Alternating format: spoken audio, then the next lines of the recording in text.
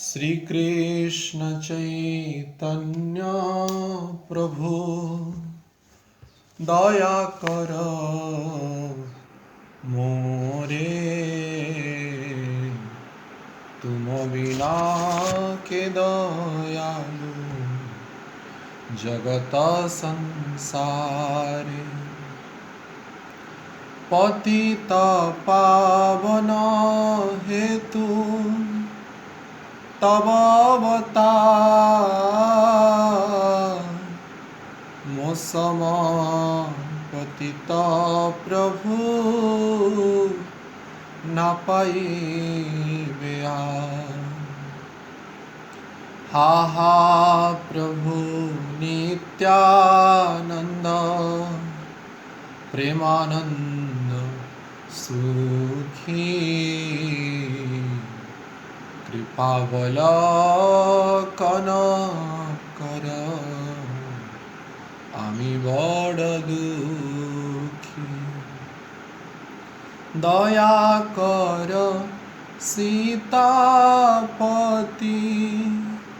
अद्वैत गोसाई, तब कृपा बले पार चैतन्य निताय।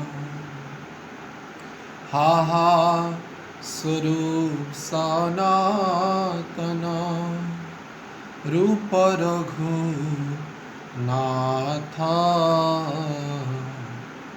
भट्ट जुग श्रीजीव प्रभु लोकनाथ। दया कर श्री आचार्य प्रभु श्रीनिवास, रामचंद्र संग मागे नरोत्तम दास। हरे कृष्णा कृष्णा कृष्णा हरे हरे, हरे राम राम राम हरे हरे। जय गौरनिताय गौरनिताय गौरनिताय, जय गौरनिताय। जय जय प्रभुपाद प्रभुपाद प्रभुपाद प्रभुपाद। जय जय गुरुदेव गुरुदेव गुरुदेव गुरुदेव। निताय गौर हरि बोल हरि बोल हरि बोल हरि बोल। प्रेम पुरुषोत्तम श्री चैतन्य महाप्रभु की, श्री श्री नित्यानंद प्रभु की, जगत गुरु श्रील प्रभुपाद महाराज की, पतित पावन श्रील गुरु महाराज की, समवेत भक्त वृंद की, निताय गौर प्रेमानंदे हरि हरि बोल। ओम अज्ञानतिमिरान्धस्य ज्ञानञ्जन शलाकया चक्षुर्लितं येन तस्मै श्री गुरवे नमः। नमो विष्णुपादाय कृष्णपृष्ठाय भूतले श्रीमते भक्तिवेदांत स्वामीति नामिने। नमस्ते सारस्वती देवे गौरवाणी प्रचारिणे, निर्विशेष शून्यवादी पाश्चात्यदेशतारिणे। जय श्री कृष्ण चैतन्य प्रभु नित्यानंद, श्री अद्वैत गदाधर शिवासादि गौरभक्त वृंद। हरे कृष्णा कृष्णा कृष्णा हरे हरे, हरे राम राम राम हरे हरे। ओम नमो भगवते चैतन्य चंद्राय। हरे कृष्ण। तो सभी भक्तों के चरण कमलों में पुनश्च मैं दंडवत प्रणाम निवेदन करके यह वृंदावन धाम से प्रेम पुरुषोत्तम श्री चैतन्य महाप्रभु के विषय में कुछ चर्चा करने का साहस कर रहे हैं। निश्चित रूप से यह केवल आचार्यों की ही महिमा है, जिसके कृपा कटाक्ष के द्वारा हम उन प्रेम पुरुषोत्तम गुह्यतम महाप्रभु की लीलाओं के बारे में कुछ अवगाहन करने का अवसर प्राप्त कर रहे हैं। तो कल हम भगवान के चैतन्य चरितामृत के प्रथम श्लोक को ही आधार करके अभी चर्चा चल रहा है।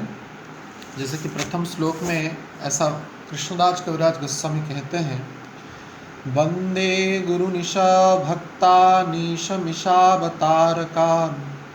तत्प्रकाशंस तत्शक्ति कृष्ण चैतन्य संज्ञकम्। तो कृष्णदास कविराज गोस्वामी समस्त गुरु परंपरा को और भगवान के भक्तों को, भगवान के अवतारों को, उनके कलाओं को, उनके शक्ति समूह को तथा चैतन्य महाप्रभु को विनीत भाव से भक्तिपूर्ण चित्त से प्रणाम कर रहे हैं। तो हम कल तथा चर्चा कर रहे थे, जो पहले तो गुरु तत्वों के बारे में चर्चा किए, तदुपरांत भगवान के भक्तगणों के बारे में, भगवान के जो भक्त हैं तो कितने शक्तिशाली हैं और पराक्रमी हैं। जो विशेष करके उच्च कोटि के वैष्णव हैं, शुद्ध भक्त हैं, तो कैसे पराक्रमी हैं और उनकी कृपा कटाक्ष के द्वारा ही कैसे भगवत भक्ति साम्राज्य में आगे बढ़ा जा सकता है, यह निश्चित रूप से कहने योग्य नहीं है। स्वयं अनंत भगवान भी अपने सहस्र मुखों से भगवान के इस दिव्य गुणों के बारे में चर्चा या वर्णना नहीं कर सकते। तो जैसे कि आचार्यगण कहते हैं कि एकाकी आमार नहीं पाए बोल हरिनाम संकीर्तने। एकाकी आमार नहीं पाए बोल, जीव वैसे करोड़ों चेष्टा भी कर ले, अपने निज प्रयास से, निज सामर्थ्य से भगवान को प्राप्त कर सकता है, यह असंभव है। लेकिन जिन भक्तों ने भगवान को प्राप्त कर लिया है, जैसे हमारे गुरु परंपरा है, आचार्य वर्ग है, श्रील प्रभुपाद महाराज है, या जो भी शुद्ध भक्त हैं, उनके कृपा के द्वारा ही भगवत भक्ति साम्राज्य में प्रवेश किया जा सकता है तथा भगवान के विषय में तत्वतः ज्ञान ग्रहण किया जा सकता है। तो मानो अगर ऐसे वैष्णवों के चरणों में पूर्ण रूप से जो साक्षात तीर्थ के ही स्वरूप है, ग्रंथराज श्रीमद् भागवतम में श्री युधिष्ठिर महाराज विदुर के प्रसंग में यह वर्णना करते हैं कि तीर्थम कुर्वन्ति तीर्थाणि। विदुर जैसे भगवत भक्त जहाँ पे जाते हैं वही स्थान तीर्थ हो जाता है। इसलिए तीर्थों में जाना तो निश्चित रूप से महत्वपूर्ण है। जैसे कि भक्ति के 5 मुख्य अंग में मथुरावास भी एक अन्यतम है। लेकिन मानो मथुरा में वास करके कोई दूसरों की निंदा करे, अपमान करे, भर्त्सना करे, पर चर्चा, ग्राम्य चर्चा और प्रजल्प आदि करे, तो मथुरावास जैसा भक्ति के लिए सहायता होता है। बताया गया ब्रजभूमि में कोई अगर बाहर प्रांत में एक नाम करे जितना फल प्राप्त होता है, तो ब्रजभूमि में, ब्रजमंडल में, वृंदावन में उससे करोड़ों गुना ज़्यादा फल प्राप्त होती है। वैसे ही ब्रजभूमि में वास करके अगर कोई अपराध करे, बाहर में अपराध करने से जितना फल प्राप्त होता है उससे करोड़ों गुना और भी ज़्यादा भयंकर दुष्परिणाम प्राप्त होता है। इसलिए तीर्थों में जाना और वहाँ पे अवगाहन करना निश्चित रूप से करणीय है, स्वागत योग्य है। लेकिन अगर हमारा इस संबंधी विषय में, भगवत भक्तों के विषय में, भगवत पार्षदों के विषय में या भगवान के शुद्ध भक्तों के संबंध में कोई अगर संशयात्मक विचार होता है या आपराधिक चेतना आता है, तो तीर्थ का वास निष्फल होता है। इसलिए तीर्थों में वास करने का उद्देश्य यह है, जो तीर्थपाद भगवत भक्त हैं उनका सानिध्य प्राप्त करें, उनके सहित अंतरंग हो जाए, उनके सहित संगति हो जाए। इसलिए चैतन्य महाप्रभु कहते हैं, तीर्थ फल साधु संग, साधु संगे अंतरंग, श्री कृष्ण भजन मनोहर। तीर्थ फल साधु संग, तीर्थ का फल वास्तविक है कि साधुओं का संगति करें। पहले तो बोलते संगति, उसके बाद बोलते हैं साधु संगे अंतरंग, साधु के साथ अंतरंग हो जाना है। जैसे मानो कोई ऐसे बताया गया है, श्रील प्रभुपाद जी तात्पर्य में बताते हैं, जैसे एक चेस्ट वुमेन यानी कि एक सती नारी अपने पति के प्रति पूर्ण रूप से समर्पित रहती है, वैसे ही एक भगवत भक्त उच्च कोटि के भक्तों के प्रति पूर्ण रूप से समर्पित रहती है। शरीर से, मन से और वाणी से, तीनों से ही समर्पित होने की आवश्यकता है। बस हम तो दिन भर कहते रहते हैं हम अमुक महाराज के शिष्य हैं, हम अमुक भक्त से शिक्षा लेते हैं, लेकिन जब समर्पण की बारी आती है तब सिर्फ वाणी में ही रह जाता है, ना मन या शरीर इसके लिए समर्पित नहीं होता है। जैसे कि श्रील प्रभुपाद जी के अनुयायी हम देखते हैं, जब प्राथमिक अवस्था में जब प्रचार कार्य प्रारंभ हुआ, समस्त ऐश्वर्य को, समस्त विधानों को छोड़ करके श्रील प्रभुपाद जी के प्रति समर्पित हो गए। इसी के कारण ही उस समय प्रचार का जो कार्य है बहुत ही तेजी से बढ़ा था, जो कि अब के समय में शिथिल है उसी हिसाब से देखा जाए तो इसीलिए तीर्थों में वास करने का उद्देश्य यह है कि ऐसे भगवत भक्तों के सहित अंतरंग हो जाए। तब क्या होगा, परिणाम क्या है, इसका फल क्या है?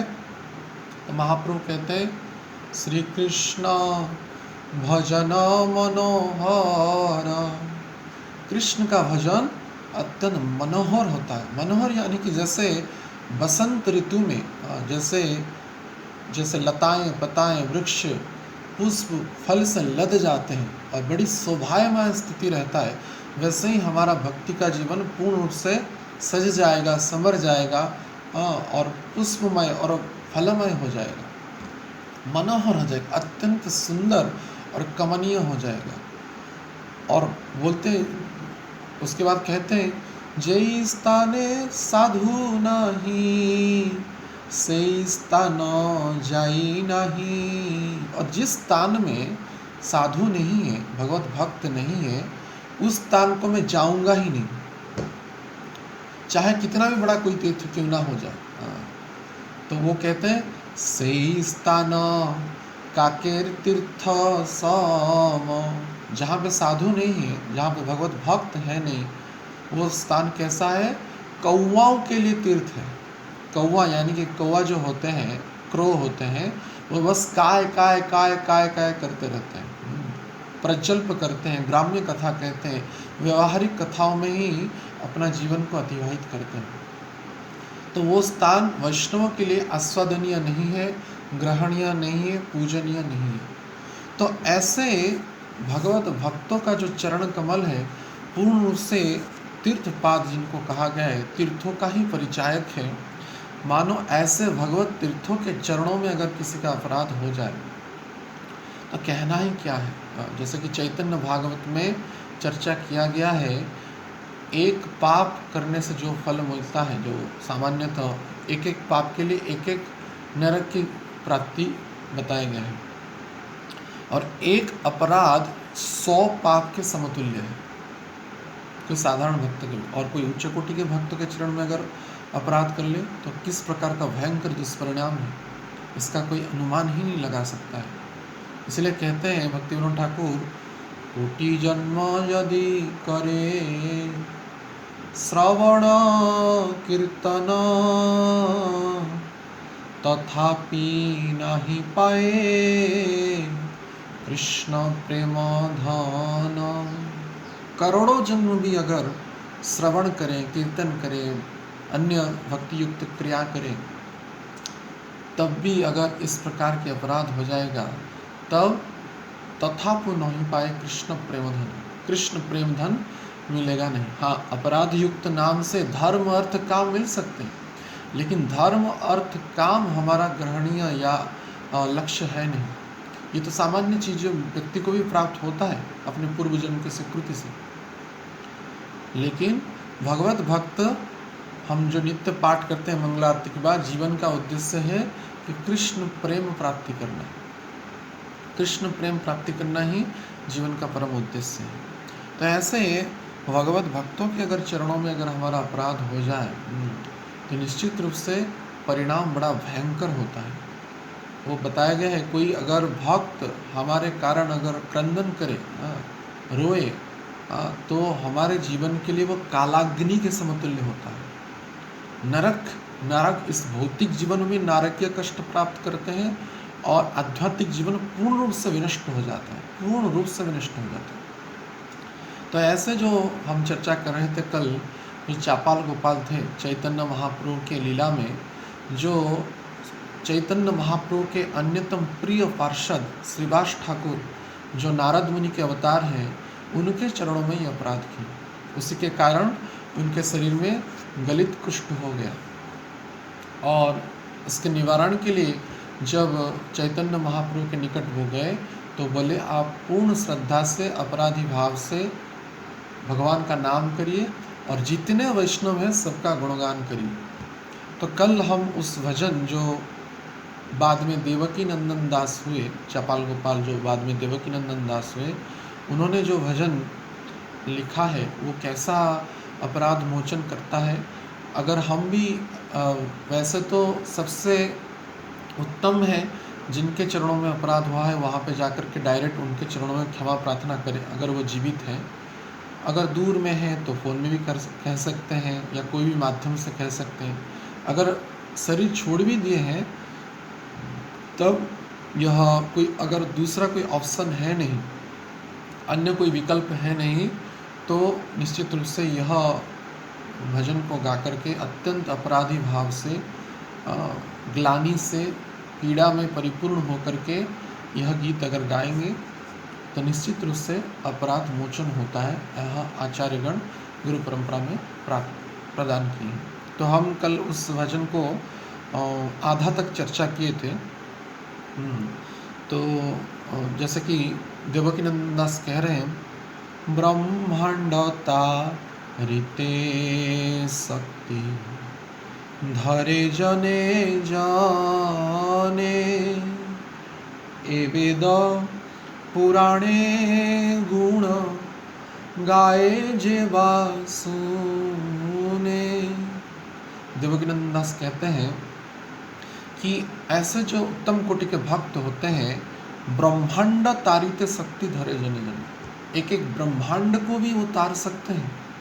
इस संबंधी हम उदाहरण दे रहे थे, चैतन्य महाप्रभु की लीला में वासुदेव दत्त जो है वो चैतन्य महाप्रभु के चरणों में अनुरोध किए कि हे चैतन्य महाप्रभु, मैं इस ब्रह्मांड के जीवों के कष्टों को देख करके सहन नहीं कर पा रहा हूँ, आप कृपा करके अपने अवतार काल में समस्त ब्रह्मांड के जीव जंतु पशु कीट पता लता पता जितने भी हैं 84 लाख जीव जोनि के, सबको उद्धार करके आप आपके धाम को ले जाइए।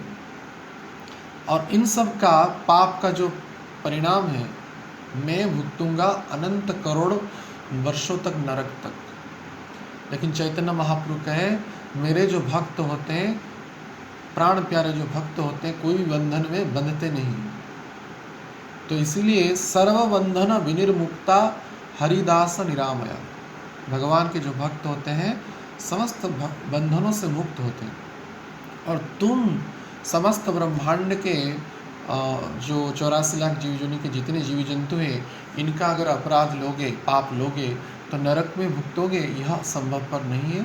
तो जिसके पास, उदाहरण देते हैं, जिसके पास एक सरसों के दाने का एक बोरी होता है, पूरा एक मानो 50 किलो या 1 क्विंटल का बोरी जिसके पास है सरसों, तो 1-2 सरसों वो मिस हो जाए, गायब हो जाए, छूट जाए, लुप्त हो जाए, तब वो मालिक को कुछ फर्क नहीं पड़ता है। तो इस चैतन्य महाप्रभु के इस सृष्टि में, भगवान कृष्ण के सृष्टि में अनंत करोड़ ब्रह्मांड है। तो अनंत करोड़ ब्रह्मांड में, और अगर एक ब्रह्मांड का नियम जो है कि जो पाप करेगा वो नरक जाएगा, जो पुण्य करेगा स्वर्ग जाएगा, जो शुद्ध भक्ति करेगा भगवत धाम जाएगा, यह नियम को बेखातिर करके चैतन्य महाप्रभु समस्त जीव जंतु को 84 लाख जीव जंतु को उद्धार कर ले, तब भगवान को कुछ फर्क नहीं पड़ेगा। तो इसलिए चैतन्य महाप्रभु क्या किए न, समस्त ब्रह्मांड के अधिवासियों को उद्धार करके अपने धाम को ले लिए। इतने कृपालु है चैतन्य महाप्रभु। लेकिन किनके कारण हुआ? ऐसे शुद्ध भक्त वासुदेव के कारण हुआ। तो इसलिए हम सभी जो जितने भी हैं, यानी कि 534 साल पहले चैतन्य महाप्रभु आए, और उसके बाद जितने भी लोग आए, इसका अर्थ यह है कि ब्रह्मांड शून्य हो गया। चैतन्य महाप्रभु के जाने तक, स्वधाम गमन तक ब्रह्मांड शून्य हो गया। इसलिए ब्रह्मा जी ने क्या किया, दूसरे ब्रह्मांडों से लोगों को लाए, भरा इस भूलोक में। इसका अर्थ है कि हमारे जो पूर्वज हैं, जो चैतन्य महाप्रभु के बाद प्रकट हुए हैं, या हम भी जो हैं 84 लाख जीव योनि में भ्रमण कर रहे थे, तो वो अन्य कोई ब्रह्मांड से आए हुए हैं। जो बद्ध जीव हैं, जो शुद्ध भक्त हैं, वो तो भगवत धाम से आए हैं, लेकिन जो बद्ध जीव हैं, नित्यबद्ध जीव हैं, वो अन्य ब्रह्मांड के कोई पाप क्रिया राशि से घिरे होंगे। लेकिन चैतन्य महाप्रभु की अनुकंपा हम सबको प्राप्त हुआ है, क्योंकि यह हम धन्य कली में हम जन्मे हुए। तो यहाँ पे देवकीनंदन दास कह रहे हैं कि एक एक ब्रह्मांड को तारने का, उद्धार करने का शक्ति एक एक भगवत भक्तों में होता है। तो इसीलिए बड़ी ही अनुकंपा है चैतन्य महाप्रभु का, जिसके द्वारा हम भगवत भक्ति के इस साम्राज्य में हम अपने आप को अवगाहन कर पा रहे हैं। तो इसीलिए ये ना सिर्फ देवकीनंदन दास कह रहे हैं, अपितु वेद पुराण इसका गुणगान कर रहा है कि ब्रह्मांड तारित शक्ति धरे जने जने। पुराण कैसे कह रहा है? ग्रंथराज श्रीमद् भागवतम भी यह कहता है। भगवान नरसिंह के अवतार में प्रहलाद महाराज भी यह अनुरोध किए थे कि ब्रह्मांड के समस्त जीवों का आप उद्धार कर दीजिए, इतने कृपालु हैं। और वही प्रहलाद ही वासुदेव के रूप में चैतन्य महाप्रभु प्रकट हुए। तो चैतन्य महाप्रभु तो अत्यंत करुणामय हैं, वरुणामय हैं, औदार्यमय और वदान्य हैं, लेकिन उनसे उनके भक्त और भी ज़्यादा कृपालु हैं। उसके बाद कहते हैं क्यों तारण कर सकते हैं समस्त ब्रह्मांड के अधिजनों को।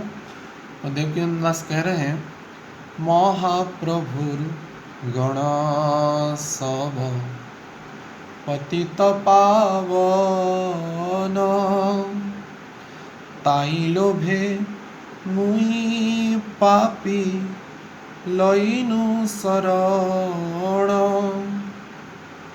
महाप्रभुर गण सब पतित पावन, ये बड़ा महत्वपूर्ण शब्द है। महाप्रभु भी पतित पावन है। महाप्रभु का एक नाम है पतित पावन।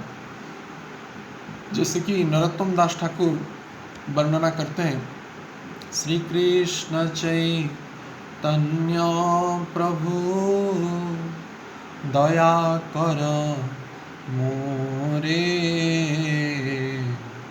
तुम बिना के दयालु जगत संसारे। पतित पावन हेतु तब अवतार, मोसम पतित प्रभु न पाई गया। नरोत्तम दास ठाकुर वर्णना कर रहे हैं, पति तपावन हेतु तब अवतार। चैतन्य महाप्रभु का जो अवतार हुआ है, ये पति तपावन अवतार है, पतितों को उद्धार करने के लिए। इसलिए कहते हैं कि कितना भी कोई पतित क्यों ना हो कलयुग में, कितना भी मोस्ट डिग्रेडेड हो, कितना भी निम्नतर हो, लेकिन चैतन्य महाप्रभु उसको कृपा करते हैं, उसका उद्धार करते हैं। लेकिन किसका उद्धार नहीं करते हैं? जो निंदुक होते हैं, जो वैष्णव की निंदा करते हैं, वैष्णव अपराध करते हैं, उनका कभी भी चैतन्य महाप्रभु उद्धार नहीं करते। यही एक कंडीशन है। इसलिए यहाँ पे हम अपराध के ऊपर ज़्यादा फोकस कर रहे हैं, जो कि बड़ा ही घातक। हम सभी वैष्णवों के लिए इस धन्य कलयुग में जन्म लेना और चैतन्य महाप्रभु के अनुयायी बनना और सर्वोपरि श्रील प्रभुपाद जी की शिक्षाओं के द्वारा अनुप्राणित होकर के चैतन्य महाप्रभु के आंदोलन में सम्मिलित होना एक परम सौभाग्य की बात है। और इसका प्रमाण मैं नहीं कह रहा हूँ, ना सिर्फ गुरु परंपरा, अपितु 5534 साल पहले ग्रंथराज श्रीमद् भागवतम में इसका टिप्पणी किया गया है।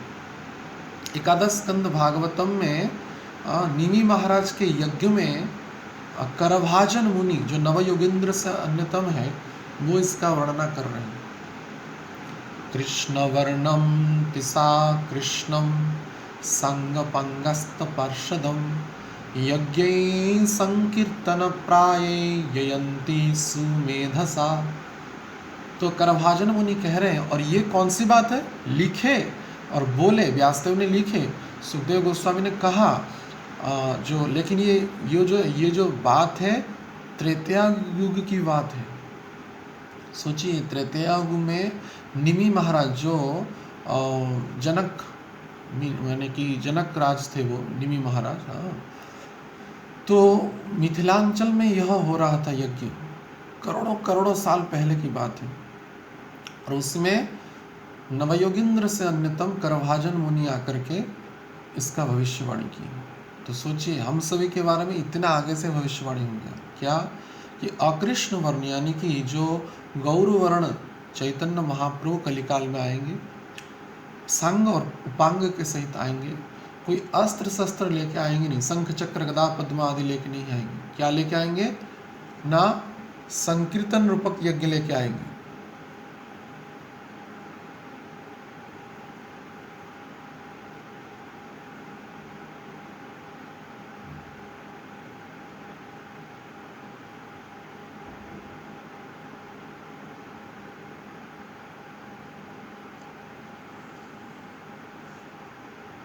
हरे कृष्णा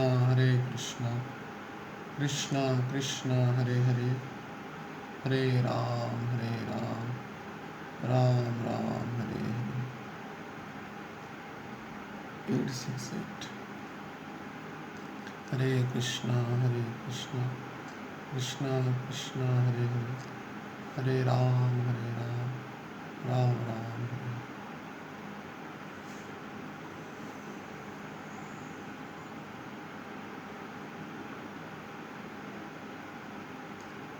हरे कृष्णा कृष्णा कृष्णा हरे हरे, हरे राम राम राम हरे हरे। हरे कृष्णा कृष्णा कृष्णा हरे हरे, हरे राम राम राम हरे हरे। हरे कृष्णा कृष्णा कृष्णा हरे हरे, हरे राम राम राम हरे हरे। हरे, सुन पा रहे हैं? हरे कृष्णा। हाँ, हरे कृष्ण। क्या उसका भी कुछ सॉल्यूशन देख रहे हैं प्रभु जी, और जो आधा घंटा में बंद हो रहा है, तो आप स्टार्ट कर सकते हो। ठीक है। हरे कृष्णा मुन्ना प्रभु। मैं सभी को म्यूट कर रहा हूँ। ठीक है, हाँ, मुझे भी म्यूट कर दिए क्या? हाँ, हरे कृष्णा, सुन पा रहे हैं? ठीक है, शुरू करते हैं। हाँ, ठीक है। तो हम चर्चा कर रहे थे कि महाप्रभु के जो जितने भक्त हैं वो क्या है ना, पतित पावन है। और चैतन्य महाप्रभु का जो अवतार है पतित पावन अवतार है। और इस संकीर्तन रूपक यज्ञ में जो भी सम्मिलित हुए हैं सभी ही भाग्यवान हैं, और जो कि करभाजन मुनि कह रहे हैं निमि महाराज के यज्ञ में। और ग्रंथराज श्रीमद् भागवतम में व्यासदेव लिखते हैं और सुखदेव गोस्वामी इसका वर्णना समस्त ऋषियों के सभा में परीक्षित महाराज के उपलक्ष्य में कह रहे हैं। क्या कह रहे हैं? कि कृष्ण वर्णम तिसा कृष्णम संग पंगस्त पार्षदम यज्ञ संकीर्तन प्राय ययंति सुमेधसा। जो अत्यंत बुद्धिमान है, पंडित है और सौभाग्यशाली है, वो इस संकीर्तन रूपक यज्ञ में सम्मिलित होते हैं। इससे प्रमाणित होता है कि हम निश्चित रूप से पूर्व जन्म में अत्यंत स्वीकृतिवान थे, सौभाग्यवान थे। इसी के कारण, महाप्रभु की कृपा के कारण, श्रील प्रभुपाद के कृपा के कारण, गुरु आचार्य वर्ग तथा समस्त जो भी जिन जिन शिक्षा गुरु दीक्षा गुरु की कृपा से हम इस संकीर्तन रूपक यज्ञ में सम्मिलित हुए हैं। तो इसलिए यह जो गोल्डन अपॉर्चुनिटी है, यह जो सुवर्ण अवसर है, यह व्यर्थ नहीं जाना चाहिए कभी भी। इसलिए परम पूज्य गौर गोविंद स्वामी महाराज कहते थे कि get Krishna in this very life. इस जन्म में ही कृष्ण को पाने के प्रयास करो। और ऐसा जन्म मिलेगा, कौन से ब्रह्मांड में हमको फेंक दिया जाएगा और कौन से नरक में हम जाएंगे, क्या हमारी गति होगा, कोई नहीं कह सकता है। यह सामान्य पूजा, प्रतिष्ठा, पद, धन, ऐश्वर्य, ये तो कुछ है ही नहीं। हम विचार करेंगे, जिस अहंकार में हम चूर होकर के अपने आप को श्रेष्ठ विचार कर रहे हैं, अपने आप को महिमा मंडित विचार कर रहे हैं, इस संसार में करोड़ों ऐसा राजा महाराजा है जो कि संपूर्ण ससागर पृथ्वी को शासन किए। मान लीजिए इतिहास में देखेंगे तो नेपोलियन बोनापार्टी जो है, अलेक्जेंडर है, और सिकंदर है, कितना बड़े बड़े प्रतापी थे। मोर के सिंहासन में, रत्नों के सिंहासन में बैठते थे। इनसे क्या ज़्यादा हमारा ऐश्वर्य है? इनसे क्या हम ज़्यादा शक्तिशाली हैं? कितने बड़े बड़े पंडित हुए, कालिदास से लेकर के कई कई पंडित हुए हैं। इनके जैसा क्या हम गुणवान हैं? कितने सुंदर व्यक्ति हो गए संसार में, जिनको देखते ही लोग बेहोश हो जाते थे। ऐसे भी सुंदर व्यक्ति, महिमा मंडित व्यक्ति, गुणवान, धनवान, सब काल के गाल में समा गए। कोई नरक में फंस अभी गिरे होंगे, कष्ट पा रहे होंगे। तो ये सामान्य ऐश्वर्य, पूजा, प्रतिष्ठा से हम विचलित हो जाते हैं और इस अहंकार में हम चूर होकर के, अगर हम इस, क्या होता है कि हम अपनी प्रतिष्ठा को बचाने के लिए दूसरों के प्रतिष्ठा को हनन करने का, नष्ट करने का प्रयास करते हैं। इसके कारण ही अपराध होता है। नहीं तो हरिदास ठाकुर के जीवन में देखिए, इतने सहनीय, और ब्रह्म हरिदास जो है 22 बाजार में उनको मारा गया यवनों के द्वारा, लेकिन क्या कामना की, हे चैतन्य महाप्रभु, अगर आप पतित पावन हैं तो इन यवनों के मुखारविंद से हरिनाम प्रकट कर लीजिए, जिसके द्वारा आपका पतित पावन अवतार सार्थक होगा। नित्यानंद प्रभु ने ऐसे किया। जगाई माधाई जो नित्यानंद प्रभु को मदिरा के भांड से मारे, लेकिन उनके लिए भी उन्होंने ऐसा प्रार्थना किया, आप जगाई माधाई जैसे पतितों को उद्धार करके अपना पतित पावन नाम सार्थक करिए। तो इसीलिए ऐसे जो वैष्णव होते हैं संसार में, बड़े ही सौभाग्यशाली आत्माओं को ही प्राप्त होते हैं। जैसे हम सबको श्रील प्रभुपाद जी प्राप्त हुए, या गुरु वर्ग जो हमको प्राप्त हुए हैं, यह कम सौभाग्य की बात नहीं। या जो भी पथ प्रदर्शक, शिक्षा गुरु आदि प्राप्त हुए हैं, वो कोई कम सौभाग्य की बात नहीं है। कौन है संसार में अपनी मंगल के विषय में, कल्याण के विषय में, इस जन्म मृत्यु के चक्कर से छुटकार होकर के भगवत धाम जाने का उपदेश देता है? कोई नहीं है इस संसार में। सब धन कमाओ, ऐश्वर्य कमाओ आदि, इसका अर्थ नरक जाने के लिए सब प्रवृत्त करा रहे हैं, लेकिन भगवत भक्ति साम्राज्य में जाने के लिए कोई भी ऐसा प्रयास नहीं करा रहा है। इसीलिए ऐसे जो वैष्णव होते हैं, वासुदेव सर्वमितिम स महात्मा सुदुर्लभम, वैसे तो भगवत भक्ति में आना ही इतना सहज है नहीं। बहुनाम जन्मांते ज्ञानी मन माम प्रपद्यन्ते, अनेक जन्म बीतने के बाद जो ज्ञानी होते हैं, पंडित होते हैं, वो जाकर के भगवान के शरण में आते हैं। और उनमें से भी वासुदेव सर्वमितिम स महात्मा सुदुर्लभम, जो वासुदेव के चरणों में पूर्ण रूप से समर्पित है, ऐसे महात्मा दुर्लभ होते हैं। ऐसे दुर्लभ महात्मा को प्राप्त करके अगर हम उनके चरणों में अपराध करें, उनका सत्संग का लाभ न उठाएं, तो इससे बड़ा दुर्भाग्य कुछ हो ही नहीं सकता। Classes going, I had this question I had for class is going on. Oh, yes. Sorry. Please excuse me. हरे कृष्ण। तो इसीलिए तो जो महाप्रभु के जो गण होते हैं, ऐसे जो भगवत भक्त होते हैं, वो पतित पावन है, पूर्ण रूप से पतितों को उद्धार करने में समर्थ हैं। जैसे चैतन्य महाप्रभु पतित पावन है, वैसे ही महाप्रभु के अनुयायी जो हैं, जैसे श्रील प्रभुपाद जी हैं, गुरु वर्ग, आचार्य वर्ग, शुद्ध भक्त हैं, वो सब पतित पावन हैं। महाप्रभु गौण सब पतित पावनो। इसीलिए मैं अपने आप को देखिए, यहाँ पे देवकीनंदन दास क्या कह रहे हैं, ताई लोभे मुई पापी लइनु शरण। मुझे पता है मैं सबसे बड़ा पापी हूँ, मैं सबसे बड़ा अपराधी हूँ, और कैसा संयोग है, वो पति तपावन है और मैं सबसे बड़ा पतित हूँ, ऐसा संयोग बैठा हुआ है। हाँ, तो इसीलिए मुझ पापी उनके शरण में जाने के लिए साहस करा। क्यों मैं साहस नहीं करता? मेरी अगर पतिताई को देखूं, मेरी अगर पाप को देखूं, मेरी मंदबुद्धि को देखूं, तो लगता है मुझे निश्चित रूप से नरक जाना चाहिए। लेकिन जब विचार करता हूं कि वो भी तो पति तपावन है, अगर मैं पतित हूं तो वो पति तपावन है, इसलिए मैं उनके शरण में जाने का दुस्साहस कर रहा हूँ। तो जब यह वंदना पढ़ें, यह भजन पढ़ें, अपने आप को उसी स्थान पर रख करके पढ़ना चाहिए कि मैं सबसे बड़ा पापी हूँ, मैं सबसे बड़ा अपराधी हूँ। यह विचार करके ही अगर इस वंदना को पढ़ेंगे और भक्तिपूर्ण भाव से क्रंदन करके अगर इसको कीर्तन करेंगे तो निश्चित रूप से अपराध मोचन होगा। और अपने आप को बड़ा विज्ञ, पंडित, अहंकारी विचार करके अगर यह कीर्तन किया जाए तो इसका कोई लाभ नहीं होगा। तो इसलिए देवकीनंदन दास जैसे भाव में कह रहे हैं, उसी भाव में ही इस कीर्तन को करना चाहिए।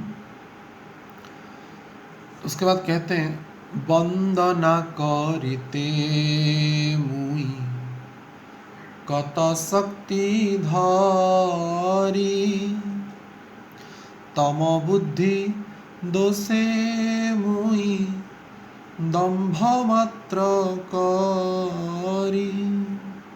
वंदना करिते मुई कत शक्ति धरी, फिर भी मेरी बिल्कुल भी सामर्थ्य नहीं है, पंडिताई नहीं है, भक्ति नहीं है, फिर भी मैं क्या कर रहा हूँ, मैं बहुत ही साहस करके, यानी कि दुस्साहस करके ऐसे वैष्णव का गुणगान करने का, जितने भी वैष्णव हैं, जितने हो गए हैं, जितने हैं या भविष्य में जितने आएंगे, इनके चरणों में मैं अपने आप को प्रपन्न करा रहा हूँ, उनके चरणों में मैं अपने आप को समर्पित कर रहा हूँ। और तमो बुद्धि दोषे मुई दंभ मात्र, मैं, मुझे पता है मेरे बहुत तमगुण है, मैं बहुत गलत कार्य किया हूँ और इसके कारण मैं दंभ भी बहुत किया हूँ, अहंकार बहुत किया हूँ। जीव साधारण तक क्या करता है, कुछ भी थोड़ा सा करता है, अपना अहंकार को प्रदर्शन करता है। भगवान चाहे तो इस संसार में हम जी भी नहीं सकते, क्षण भर में हमारा मृत्यु हो सकता है।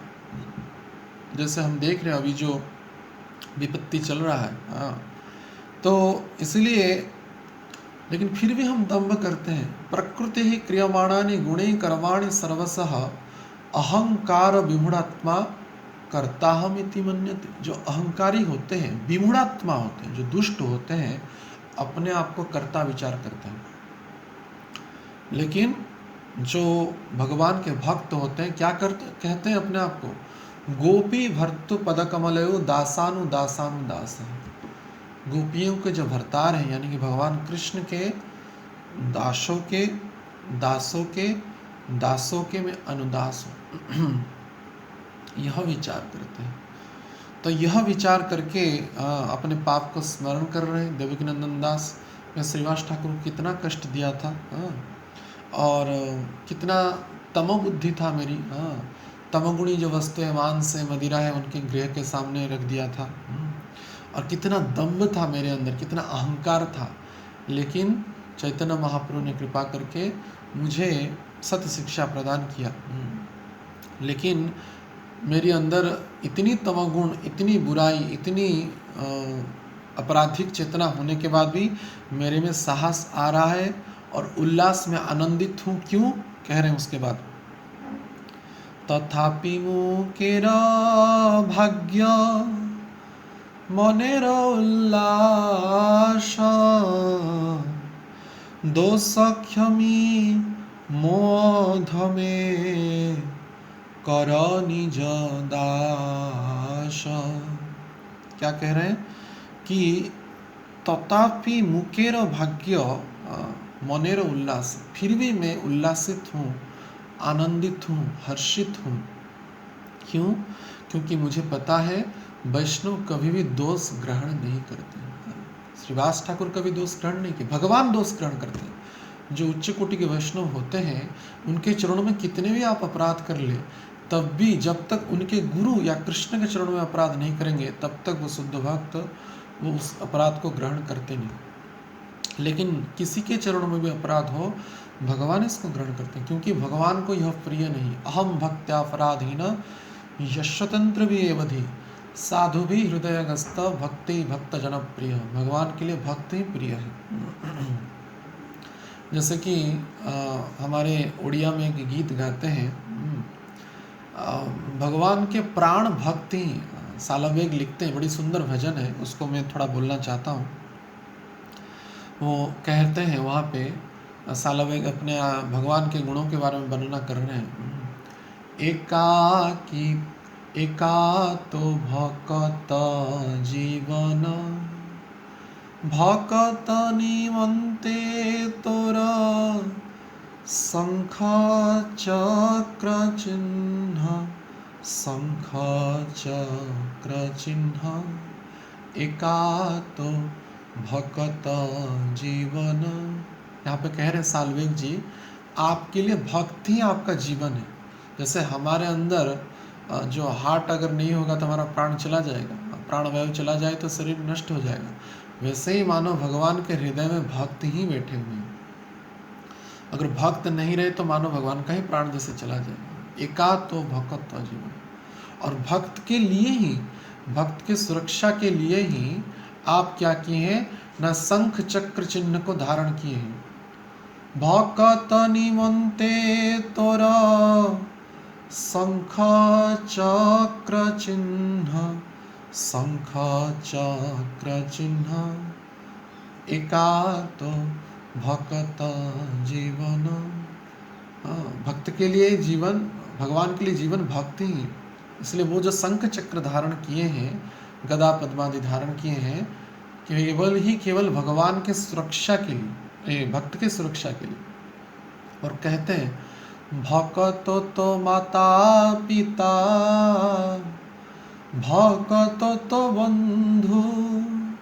साल्वेग कहते हैं भक्त आपके माता है और भक्त आपके पिता है। इसलिए भगवान सचराचर ब्रह्मांड के अधिनायक सर्वेश्वर परात्पर परब्रह्म होने के बाद भी इस जगत में माता पिता को आधार करके प्रकट होते हैं। नरसिंह अवतार के बाद भगवान का जितना अवतार हुआ माता पिता को आधार करके, यानी कि वामन देव, माता अदिति और पिता कश्यप के रूप में स्वीकारे। भगवान राम ने भी दशरथ और कौशल्या को पिता माता के रूप में स्वीकारा। और भगवान कृष्ण ने भी यशोदा और नंद तथा देवकी और वसुदेव को पिता माता के रूप में स्वीकारा। वैसे ही चैतन्य महाप्रभु ने भी जगन्नाथ मिश्र और शची माता को आधार करके प्रकट हुए। इसलिए भगवान के भगवान भक्तों को इतनी मर्यादा देते हैं, भक्त को अपना माता पिता भी बना देते हैं। ये तो पहले पूर्व जन्म में भक्त ही थे, तपस्या किए थे भगवान को पुत्र के रूप में प्राप्त करने के लिए। और बंधु, भक्त तो माता पिता भक्त तो बंधु, भक्त ही उनके बंधु हैं। और इसलिए भक्त निमंते नाम बही अछु कृपा सिंधु कृपा सिंधु। भक्त के लिए ही आपका जो नाम है कृपा सिंधु है। हमारे अंदर तो कृपा का बिंदु भी नहीं है, लेकिन भगवान जो है कृपा के सिंधु है, कृपा के सागर है। तो इसीलिए भगवान के जो भक्त होते हैं अत्यंत दयामय कृपामय होते हैं। भगवान भी ऐसे बोलते हैं शास्त्र में कि तुम तो मुझे मलायगिरी चंदन हरि चंदन लगाते हो, अच्छा बात है, लेकिन मेरे लिए तो चंदन मेरे भक्त का जो चरण रज है, उस चरण रज को ही मैं अपने शरीर में धारण करके आनंदित होता हूँ। ऐसा वर्णना होता है, जिस ब्रजभूमि में अनंत करोड़ों भक्तों के चरण रज है, ऐसे ब्रजभूमि के करदम को, कादा को, यानी कि रज को भगवान अपने शरीर में धारण करते हैं। भगवान का इसलिए वहाँ पंकाग्रि यानी पंख को अपने शरीर में धारण करके, भक्त पदरज को धारण करके भगवान आनंदित होते हैं। तो इसीलिए मुझे पता है, देवकीनंदन दास कह रहे हैं कि मेरी दोष को ऐसे पतित पावन जो भक्त होते हैं निश्चित रूप से क्षमा करेंगे, क्योंकि मैं सबसे बड़ा अधम हूँ, मोस्ट डिग्रेडेड। लेकिन भक्त भी पतित पावन होते हैं, इसलिए मेरी दोष को अपराध को ग्रहण नहीं करेंगे और मुझे क्षमा करेंगे और मेरी अपराध का मोचन करेंगे। इसलिए मैं साहस पा रहा हूँ। और उसके बाद क्या होगा, परिणाम क्या होगा, मैं जो इस अपराध के कारण, इस पाप के कारण नरक जाने वाला था, लेकिन ऐसे भक्त के चरणों में क्षमा प्रार्थना करके और उन अपराध के मोचन के कारण मेरी जो नरक की गति है, यमराज का जो दंड पाने वाला था, मैं उससे मुक्त हो जाऊंगा। कह रहे हैं सर्व वांछा सिद्धि हय जम बंध छूटे जगते दुर्लभ हइया प्रेम धन लूटे। कह रहे हैं सर्व वांछा सिद्धि है, समस्त वांछा मेरी सिद्धि होगी, जितनी भी वांछा है, यानी कि इसलिए तो कहते हैं वांछा कल्प तरुभ्यश्च, भगवान के जो भक्त होते हैं कल्पतरु के समतुल्य होते हैं, समस्त वांछाओं का पूर्ति करते हैं। इसलिए सर्व वांछा सिद्धि है, समस्त वांछा सिद्धि होगी और यमबंध छूटे, यमराज का जो बंधन मुझे लगने वाला था, यानी कि जो मैं नारकीय गति को प्राप्त करने वाला था, उससे मैं छुटकारा पा जाऊंगा। जमबंध छूटे, और ना सिर्फ मेरी पाप राशि चली जाएगी, ना सिर्फ मेरी अपराध चला जाएगा, अपितु मेरी समस्त कामना भी पूर्ति होगी और सबसे बड़ी जो ध्येय है, जीवन का लक्ष्य है, वो प्रेम धन मुझे मिल जाएगा। कह रहे हैं जगते दुर्लभ हइया प्रेम धन लूटे। जगत में सबसे जो दुर्लभ है वो प्रेम धन है। जगत में सब कुछ मिल सकता है, पिता मिल जाएंगे, माता मिल जाएंगे, भाई मिल जाएंगे, बहन मिल जाएंगे, बंधु परिजन सखा संबंधी सब मिल जाएंगे, लेकिन इनके द्वारा आपको जो प्रेम मिलेगा यह कभी भी संभव पर है नहीं। केवल भगवान के कृपा कटाक्ष से ही तथा भगवान के भक्तों के कृपा कटाक्ष से ही यह प्रेम धन प्राप्त हो सकता है। इसलिए इन वैष्णव के चरणों में समर्पित होने के बाद मुझे क्या प्राप्त होगा, ना इस जगत में सबसे जो दुर्लभ प्रेम है मुझे मिल जाएगा। कोई एक व्यक्ति कहा कि प्रेम बिकनता मैं सुना कि प्रेम बिक रहा है कहाँ पे। मैं तो प्रेम प्राप्त करने के लिए कब से व्याकुल था, तो मैं प्रेम प्राप्त करने के लिए दौड़ा, देखा बड़ी लंबी लाइन लगी है, वो दुकान में बड़ी लंबी लाइन लगी है, तो मेरी नंबर सबसे पीछे थी, लेकिन मुझे तो प्रेम प्राप्त करना है। लेकिन जो भी उस दुकान से जाता था मुंह को लटका करके जाता था, अरे भाई प्रेम को प्राप्त करने के बाद और दुख की ऐसा चिन्ह क्यों है। तब कोई भी बताता भी नहीं था। मैं कितना पूछा क्या हुआ, प्रेम मिला, प्रेम मिला, प्रेम मिलने के बाद भी क्यों दुखी दिख रहे हो, प्रेम का तो ये दुकान खुला है। तो कोई उत्तर नहीं देता था, वो अपने गंतव्य स्थल पर चला जाता था। और धीरे धीरे धीरे धीरे धीरे क्रमान्वय में जब मेरी नंबर आई और मैं देखा कि दुकानदार के पास में पहुंच गया और बोला मुझे प्रेम दो, मुझे प्रेम दो, मुझे प्रेम दो, मैं कई समय से लंबी लाइन लगा हुआ हूँ। तो दुकानदार कहते हैं प्रेम चाहिए ना, हाँ तो सिर को काटो और प्रेम ले जाओ। सिर को काट दो, यानी कि मस्तक को दान करो और प्रेम ले जाओ। यद्यपि मस्तक काटने के बाद जीवन रहेगा ही नहीं, तो प्रेम क्या प्राप्त करेगा। लेकिन फिर भी मैंने क्या किया, बोला कि ठीक है मुझे प्रेम चाहिए, लेकिन मैं मस्तक भी काट दूंगा, लेकिन मुझे प्रेम चाहिए। तो कहने का उद्देश्य यह है, जगत में मस्तक काटने के बाद भी प्रेम नहीं मिलता। ऐसा अगर होता, रावण ने तो 10-10 बार अपना मस्तक को काट दिया, उसको क्या मिला, प्रेम मिला, काम मिला, कामना था उसके शरीर में, उसकी चेतना में, मन में। इसलिए तो वो भगवत भक्ति स्वरूपा आचार्य सीता जी को हरण करने का प्रयास किया, उसको प्रेम नहीं मिला। सिर को काटने से प्रेम नहीं मिलता है, भगवत भक्ति करने से, भगवान का नाम लेने से और निरपराध भाव से भजन करने से प्रेम प्राप्त होती है। ऐसा सहज नहीं, वैसे तो सहज है, अगर सटीक रूप से अगर हम चैतन्य महाप्रभु को फॉलो करेंगे तो प्रेम मिलेगा। तो इस कहते हैं जगत में जो दुर्लभ है, जो प्रेम धन मुझे मिल गया, या मुझे मिल जाएगा इन वैष्णवों के कृपा से। और अंतिम में कहते हैं मनेर बासना पूर्ण अचिराते হয় देवकी नंदन दास এই লোভে কয়। देवकी नंदन दास अंतिम में बड़ी दैन्यता से, बड़ी विनम्र भाव से अपने आप को अपराधी पापी विचार करके कह रहे हैं कि मनेर वासना, मेरी मन में वासना क्या है? धन को प्राप्त करना, प्रतिष्ठा को प्राप्त करना, ऐश्वर्य को प्राप्त करना नहीं। क्या लोभ क्या है, वासना क्या है? जैसे गोपियों का लोभ था, अब बस वासना सब चला गया भक्तों के कृपा से। क्या गोपियों का कामना था? गोपी गीत के अंतिम में श्री शुकदेव गोस्वामी कहते हैं श्री सुक उवाच इति गोप्यः प्रगायन्तः प्रलपं पश्च चित्रधा रुरुदुः सुस्वरं राजन् कृष्ण दर्शन लालसा। गोपियों के अंदर क्या था? कृष्ण दर्शन लालसा, लोभ, वासना थी। लेकिन क्या वासना थी? कि कृष्ण का दर्शन मुझे प्राप्त हो। इसलिए वो जब दर्शन नहीं हो रहा था, महाराज से अदृश्य हो गए थे, तो गोपियाँ कृष्ण के विरह में रुदन किए, रुरुदुहु, रुदन की, सुस्वरम राजन। और लालसा, लोभ क्या था?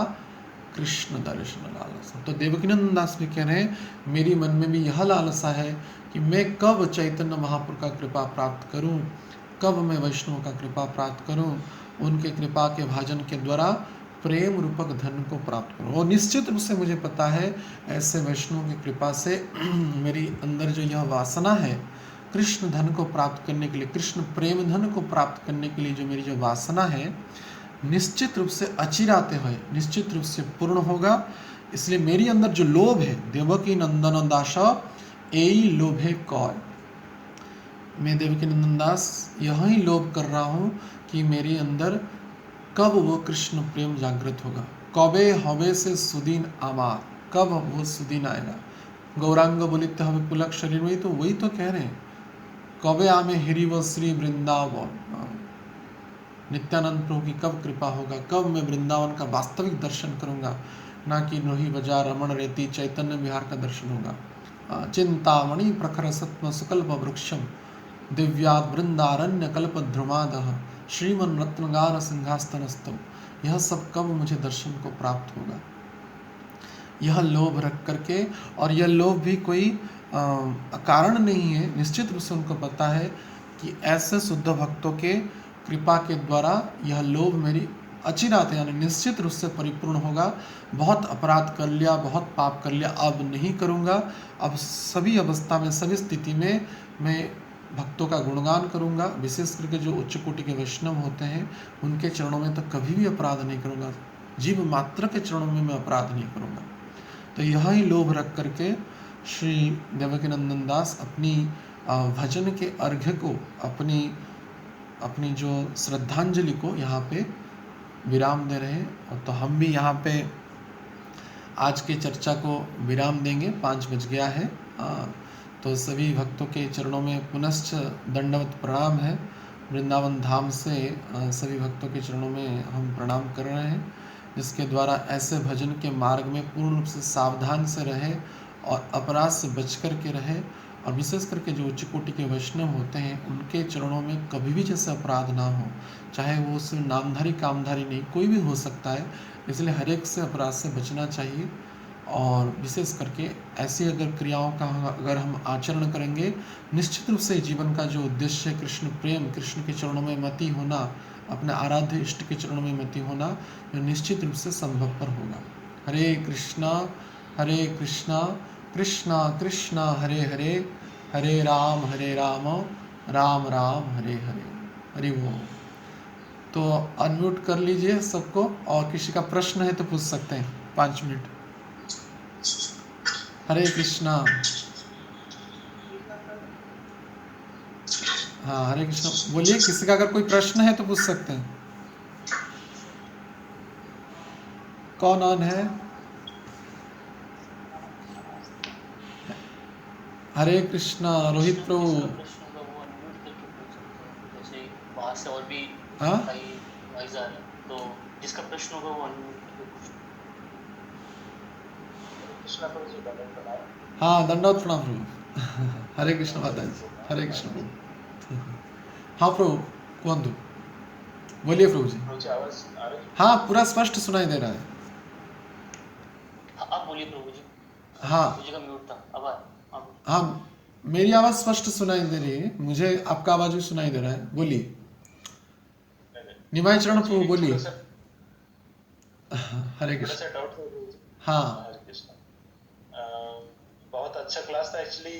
ये भजन हम जब यूएस में थे तो तब हम ऑलमोस्ट ऑल भक्ति पक्ष में गाते थे। हाँ हाँ बहुत मधुर भजन है और बहुत भावपूर्ण है। तो हम एक्चुअली इस भजन को थोड़ा सा भी मतलब भूल गए थे अभी। अच्छा आज अच्छा। जैसे गाए ना फिर से मतलब याद आ गया। तो हम अभी सोच रहे थे हम कि हर दिन इसको गाएंगे तो अच्छा होगा। लेकिन ये जैसे कि देवकीनंदन दास का जो मूड है ना कि तमो बुद्धि दोषे मुई दम्भ मात्र करी, यानी कि अपने आप को पूरा पापी अपराधी विचार करके ही गाना चाहिए, ना कि भक्त के भाव में। तब ज़्यादा ही लाभ देता है। और समस्त अपने अपराध को स्मरण करते हुए रोते रोते भाव में स्थिति में इसको कीर्तन करना चाहिए। कोशिश करूंगा प्रभु जी। निश्चय। एक छोटा सा डाउट है मेरा। हाँ जैसे हाँ बोलिए। धाम अपराध के बारे में आपने बोले हम्म तो कभी कभी ऐसा अनवांटेड सिचुएशन होता है। जैसे हम धाम में जाते हैं, जैसे कोई किसी के मतलब किसी ने मतलब हमारे साथ कपट किया। इनजस्टिस किया, कुछ मतलब कुछ क्षति हो गया हमारा। जैसे मैं एक एग्जांपल देता हूँ। हम लोग लास्ट टाइम जब वृंदावन गए थे गिरिराज जी की परिक्रमा के लिए, हाँ तो हमने फैमिली गए थे। तो एक सिंगल गाड़ी में हम गए थे और गाड़ी में राधा कुंड में परिक्रमा मतलब मार्च से पहले पार्किंग किए थे। तो उनकी वो जो भक्त में हमें जो लेके गए थे उनकी ऑलमोस्ट नई गाड़ी थी। हमने पार्किंग किए और फिर परिक्रमा मतलब करने के बाद आए तो देखे पूरे गाड़ी में चारों तरफ दाग हो गया था, स्क्रैच किए। घिस दिया था। तो मतलब वो सिचुएशन में हमने बोले उसको डिस्कशन किए कि मतलब क्यों हुआ, कैसे हुआ। हाँ फिर उसने वो माना नहीं। फिर से उसने वो दो गुंडे जैसा मतलब किसी को तो बुलाया उसने। अच्छा और अच्छा। हम बोले ठीक है हम पुलिस के पास जाएंगे क्योंकि अब पूरा गाड़ी खराब हो, जो भी हमने बताया। हाँ। फिर वो नहीं सुने। तो इसमें एक मेरा प्रश्न है कि हम धाम में मतलब रह के भी, क्योंकि हम परिक्रमा करके पूरा भाव में थे, और जब आए तो इस टाइप का अनवांटेड सिचुएशन के मतलब वजह से हमें थोड़ा बोलना पड़ेगा। तो बोलना चाहिए या नहीं बोलना चाहिए, रिएक्ट करना चाहिए या राधा रानी की कृपा समझ के आ जाना चाहिए?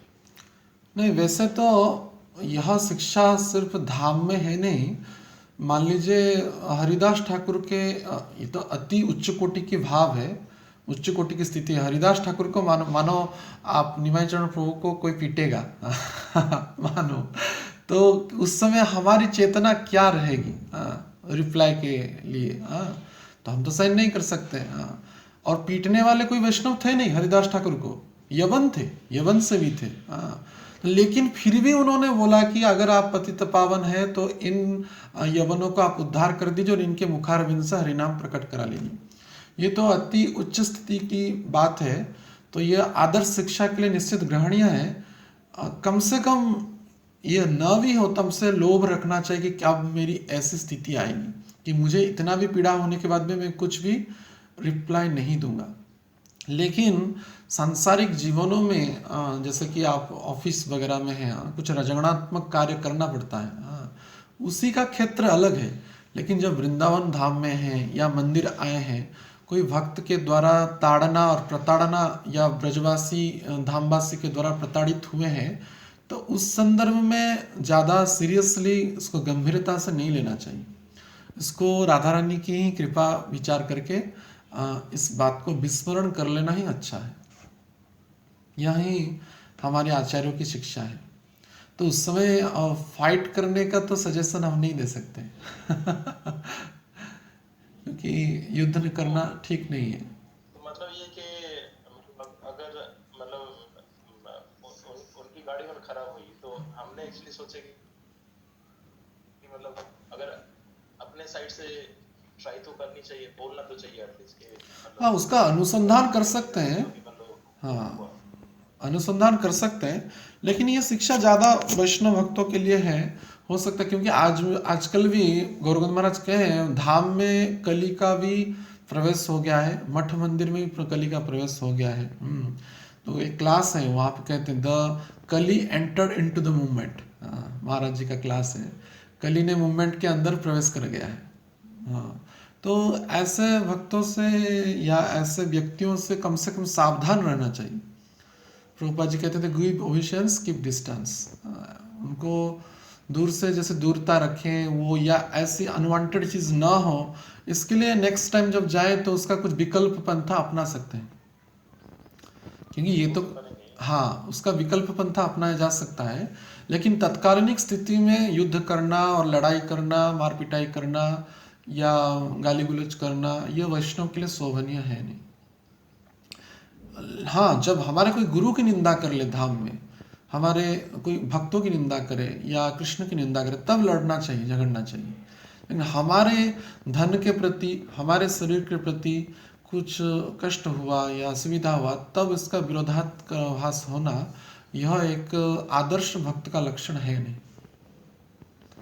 जब गुरु कृष्ण के विरुद्ध, जी, अगर कोई हाँ कोई और भक्त के मतलब जैसे मतलब हुआ, हाँ और भक्त के साथ हुआ, हाँ एक्चुअली मेरे साथ नहीं हुआ था, हाँ बट उनके साथ हुआ था, क्योंकि मैं उनके साथ गया था, हाँ मुझे हाँ बुरा लगा, हाँ उनका थोड़ा हाँ, तभी थोड़ा विरोध करने में, बोले हाँ, तभी विरोध करने में कोई दोष नहीं लगेगा।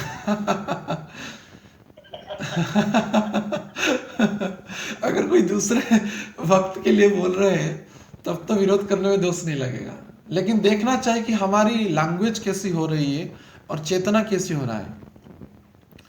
पहले तो प्रेम से ही समझाना चाहिए, नहीं हो तो उसका थोड़ा रुक्ष होना चाहिए, और फिर भी ज़्यादा कोई कॉम्प्लिकेटेड इशू ना हो धाम यात्रा में, यह बहुत विचार करना चाहिए। इसलिए तो लेकिन तो हम आगे एक्चुअली एक बार हाँ, हमने उसको प्रेम से बोले, फिर वो सुने नहीं, फिर दो गुड्डे को बुलाया वो, तो अच्छा, फिर उसने तो जो भी बात हुई, फिर हमने सोचे कि ठीक है तो हम आ गए। हाँ मेरे मन में एक्चुअली वही था, प्रश्न था कि ये तो हर भक्त के मतलब साथ ऐसा हो सकता है, हाँ, निश्चय निश्चय, ये मतलब हो रहा है। हाँ। ठीक है, ऐसा सावधान बरते। ठीक है, हरे कृष्ण। और कोई किसी का प्रश्न है?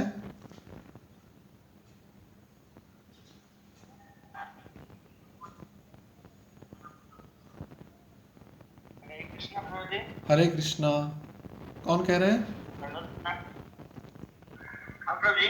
हाँ बोलिए, आप कौन कह रहे हैं? आपका वीडियो, दुर्गेश। हाँ हाँ दुर्गेश, प्रभु जी, सुन पा रहे हैं क्या? हाँ हाँ सुन पा रहे हैं, दुर्गेश प्रभु बोलिए बोलिए। हाँ, बोल रहे थे प्रभु जी, आपने जो मतलब भजन का अभी व्याख्या दिया, यदि प्रभु जी ये भजन मिल जाता तो अच्छा होता। हाँ हाँ निश्चित। प्रभु जी ने हाँ, मैं वैसा सुबह इसका भजन को मैं भक्तों की सहायता के लिए भेजा हूँ, और बाकी हाँ वैष्णव संघ में प्राप्त होता है। वैसे उसको कैसे गान करना है, विधि कैसा है, तो ज्ञानी कृष्ण प्रभु और अमित कृष्ण प्रभु को और राधिका मोहन प्रभु, इन सबको मैं भेज दिया हूँ, तो उनके द्वारा आप प्राप्त कर सकते हैं, या आपके नंबर में मैं नहीं तो भेज उनसे आप प्राप्त कर सकते हैं, तो वो प्राप्त होता है। बाकी वैष्णव भजन संघ में भी ये लिखा गया है। अच्छा प्रभु जी। हाँ ठीक है, हरे कृष्णा प्रभु जी। हरे कृष्णा। और किसी का कोई प्रश्न?